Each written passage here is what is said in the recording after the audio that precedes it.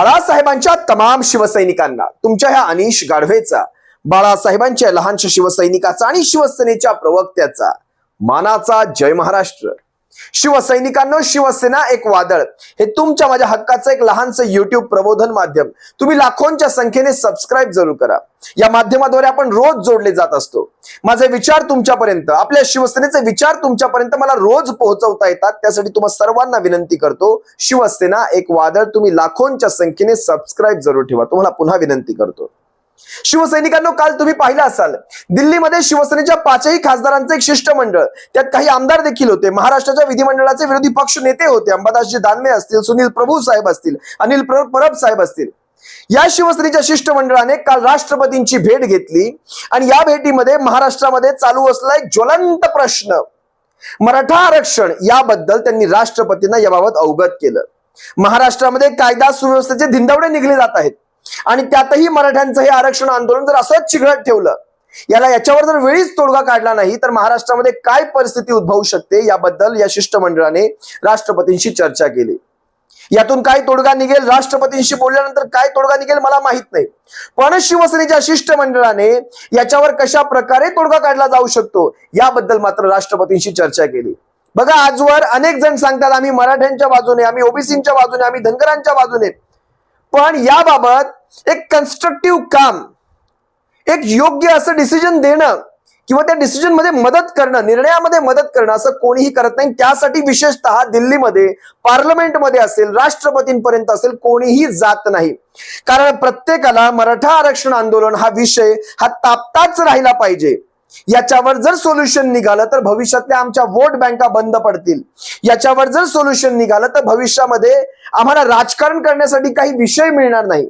त्यासाठी मराठा आरक्षण आंदोलन हा विषय असाच तापता राहिला पाहिजे. याच्यावर कोणीही सोल्युशन काढण्यासाठी तयार नाही. सध्याची परिस्थिती पाहता मनोज जरांगे पाटील हा मराठ्यांचा एक ढाण्या वाघ हा लढतोय आणि याच्या मागे साराच्या सारा मराठा समाज उभा राहिलेला आहे. शिवसेनेची कायम हीच भूमिका राहिलेली आहे, कुणावरही अन्याय न होता मराठ्यांना त्यांच्या हक्काचं आरक्षण दिलं गेलं पाहिजे.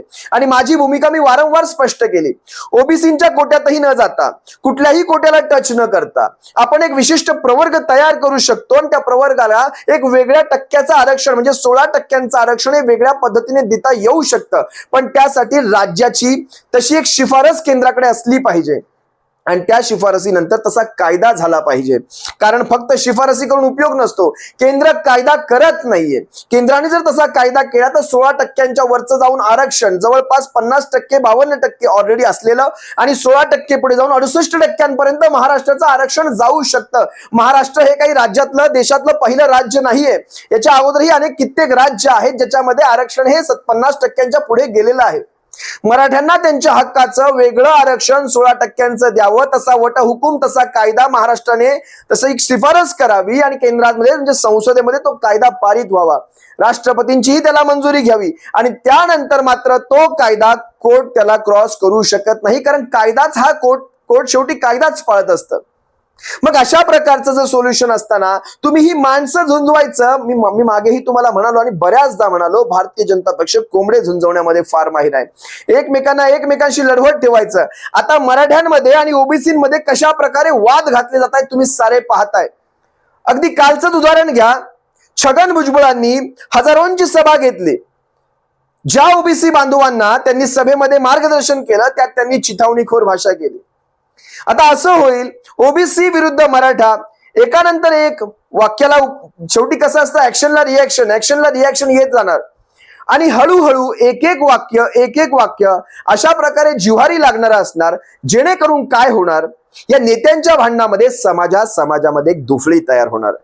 कारण समाजामध्ये सध्या दुफळी नाहीये, ओबीसी आणि मराठ्यांमध्ये कुठलाही वाद नाही, पण हे नेते मंडळी, चॅप्टर म्हटलं तरी कमी ठरू नये, चॅप्टर 420 ही 420 नेते मंडळी या समाजामध्ये वाद तयार करणार आणि हा कृत्रिम वाद तयार केलेला असणार. कालच तुम्ही पाहिलं असाल, ज्या प्रकारे, ज्या त्वेषामध्ये, ज्या आवेशामध्ये छगन भुजबळ एक एक वाक्य म्हणत होते, यांच्याकडे हे आहे, त्यांच्याकडे ते आहे, 100 जेसीबींनी जर फुलांची पुष्पवृष्टी केली असेल तर तो समाज मागासलेला कसा, किंवा 100 एकराच्या जमिनीमध्ये हे जर सभा भरवू शकतात तर तो समाज मागासलेला कसा, वगैरे वगैरे, ज्यांच्याकडे कारखाने आहेत, ज्यांच्याकडे मेडिकल कॉलेजेस आहेत, जिल्हा सहकारी बँका आहेत, तो समाज मागासलेला कसा?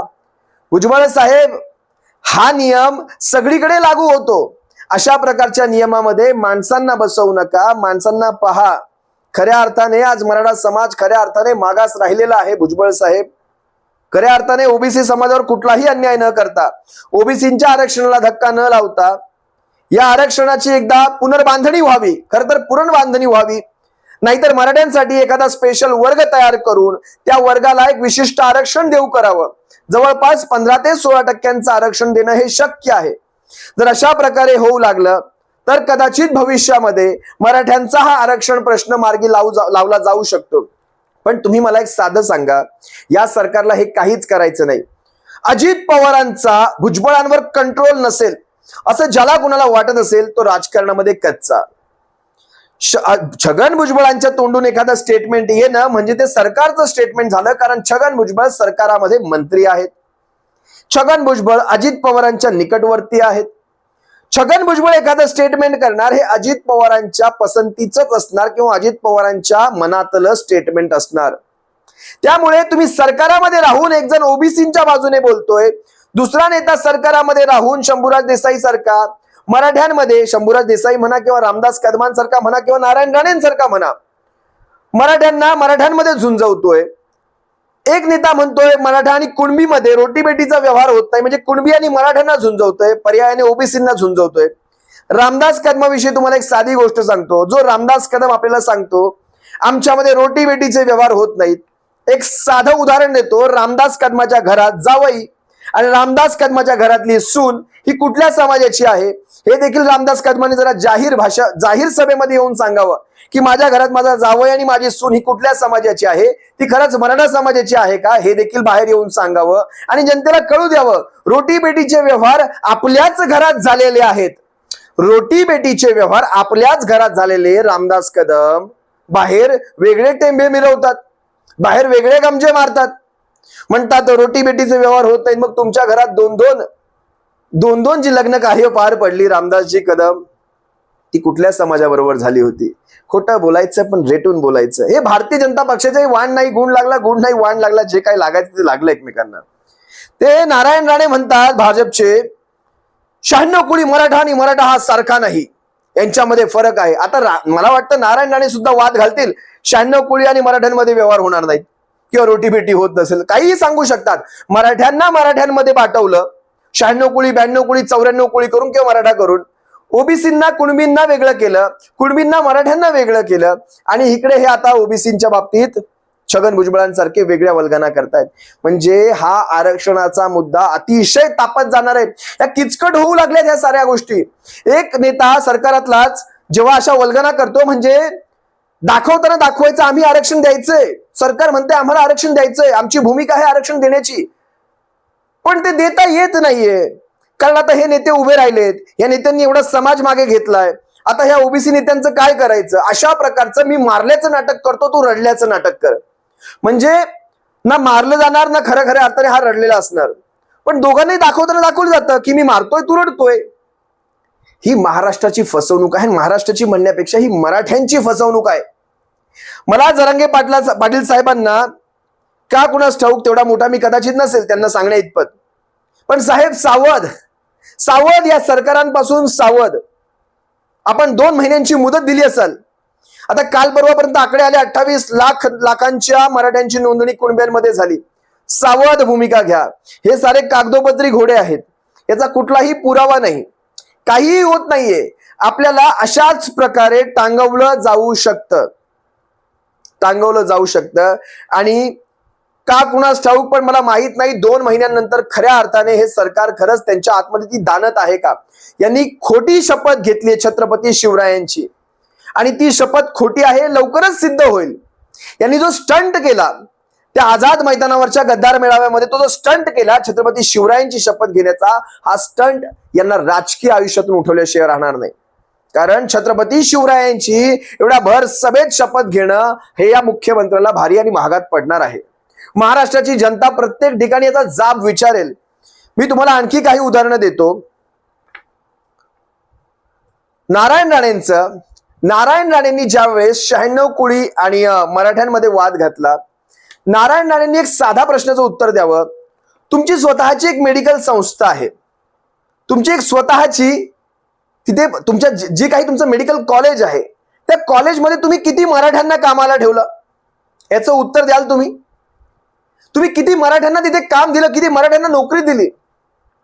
आपण ज्यावेळेस धंदेवाईक होता ना, त्यावेळेस तुम्हाला धंदा सुचतो, त्यावेळेस तुम्ही बिझनेसमॅन असता, त्यावेळेस तुम्ही ह्या सगळ्या गोष्टींचा विचार करत नाही. त्या तुमच्या कॉलेजमधल्या परप्रांतीय नोकरांचा आकडा मी इथे सांगणार आहे. जर तुम्हाला वाटत असेल की आपल्या स्वतःच्या संस्थेमध्ये आपण परप्रांतीय आणून बसवतो, तिथे तुम्हाला वाटत नाही ओबीसींना नोकरी द्यावी, तिथे तुम्हाला वाटत नाही मराठ्यांना नोकरी द्यावी किंवा यांना, मग तुम्ही सांगा, ह्या मराठ्यांच्या बाजूने तुम्ही काय मराठ्यांचे नेते आहात? तुम्ही मराठ्यांचे नेते नाहीत. तुम्हाला साधं नारायण राणे समिती ज्यावेळेस स्थापन केली, त्यावेळेस तुम्ही दिलेले जे निष्कर्ष होते, त्या निष्कर्षांवर तुम्ही ठाम राहू शकत नाही. कारण त्यावेळेसच्या राणे समितीच्या निष्कर्षामध्ये तुम्ही स्पष्ट सांगितला होता, मराठा आणि कुणबी हे वेगळे नाहीत. ही तुमची राणे समितीचा अहवाल सांगतो. मग आज तुम्हाला असं कुठलं पुला खालून पाणी निघून गेलं तुमच्या? काय तुमच्या विचारांमध्ये वैचारिक बदल झाला की आज तुम्ही कुणब्यांमध्ये, मराठ्यांमध्ये किंवा मराठ्यांमध्ये 96 कोळीमध्ये वाद घालताय? फक्त सरकार बदललीत एवढंच काय? मग तुमच्या सरकारांची दानत नाहीये हे तुम्ही मान्य करा. काँग्रेसमध्ये असताना कुणबी आणि मराठा हे तुम्ही एक सांगितला होता. राणेंनी आधी आपल्या सरकारी संस्थे, आपल्या वैद्यकीय महाविद्यालयात पाहावं कोण किती कुठले कर्मचारी कामाला आहेत, आणि मग 96 कोळी, 92 कोळी, 94 कोळी करावं. जास्त काही या विषयात बोलत नाही, पण ह्या सगळ्या नेत्यांपासून सावध राहा. ज्यांनी सांगितलं मराठ्यांमध्ये कुणब्यांमध्ये रोटीबेटी होत नाही, त्यांच्या घरात जावं आणि सून कुठल्या समाजाचे ते सांगत नाहीत. त्यांनी पाहावं, आणि ज्यांना माहिती आहे त्यांना सगळं माहिती आहे यांचे जावं आणि सून कुठल्या समाजाचे, आणि भांडणं लावण्यासाठी हा सारा प्रकार. आधी आपल्या घरात झाकून पाहावं. नारायण राणेंनी आपल्या कॉलेजमध्ये झाकून पाहावं. आणि भुजबळांचं तर काहीतरी भलतंच. ये गेम हो रहा है अपने साथ, ये गेम हो रहा है, बहुत बड़ा गेम हो रहा है. जरांगे पाटील सावधान, आपल्याला पुन्हा गुंडाळलं जाणार आहे. जरांगे पाटील सावधान, आपण त्याच चुका पुन्हा करत आहात ज्या आपण आजवर केलेल्या आहेत. आपण आंदोलन सोडलं, आपण त्यांना वेळ दिली, पण ह्या सगळ्या वेळेत त्यांच्याकडनं काय काय घडतंय, त्यांच्याकडनं बॅकएंडला काय काय गोष्टी घडतायत, त्या रोज आपल्याकडनं एक प्रेस घेतली गेली पाहिजे. रोज नाही तर कमीत कमी 2 ते 3 दिवसात एक प्रेस झाली पाहिजे. त्यातून महाराष्ट्र जनतेला कळलं पाहिजे की आज या सरकारने खरंच काय काम केलंय का, मराठा आरक्षण या विषयावर खरंच काही काम केलंय का. कारण हे सरकार गुंडाळण्यामध्ये, कारण बेकायदेशीर सरकार आहे, गुंडाळण्यामध्ये अतिशय माहिर आहे. त्यांनी महाराष्ट्राच्या जवळपास 12-13 कोटी जनतेला गुंडाळलंय. बेकायदेशीर सरकार आणून आपल्या उरावर बसवून आज जवळपास 1.5 वर्ष झाली त्यांनी कोर्टाला गुंडाळला, त्यांनी विधानसभेला गुंडाळला, त्यांनी विधान परिषदेला गुंडाळला, त्यांनी सगळ्यांना गुंडाळलाय. आपल्याला गुंडाळला कितीकसा वेळ लागणार एवढंच सांगतो. झाकली मूठ 1.25 लाखाची ठेवावी सध्या, मला असं वाटतं. पण भरपूर काही घडणार आहे आपल्या बाबतीत, खूप काही चुकीचं घडणार आहे. जरांगे पाटील सावधान. तुम्हा सर्व शिवसैनिकांची रजा घेतो. सप्रेम जय महाराष्ट्र. बाळासाहेबांच्या शिवसैनिकांनो काळजी घ्या. जय महाराष्ट्र.